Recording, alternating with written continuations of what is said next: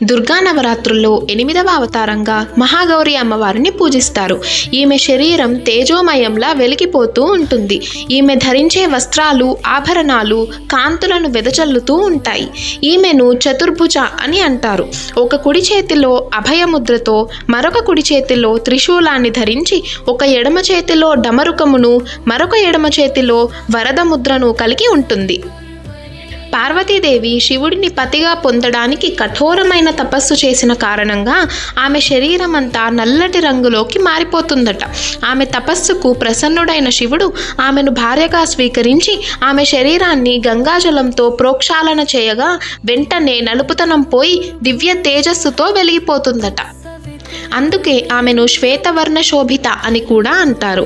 అప్పటి నుండి ఆమె మహాగౌరిగా పిలువబడుతుంది. దీని అర్థం అమ్మవారిని ధ్యానించడం ద్వారా కల్మషాలన్నీ నాశనమవుతాయని. ఈమెను ఆరాధించడం వల్ల సర్వశుభాలు, అష్ట ఐశ్వర్యాలు కలుగుతాయి. ఈమెను పూజించడం ద్వారా సర్వ కార్యములు సిద్ధిస్తాయి.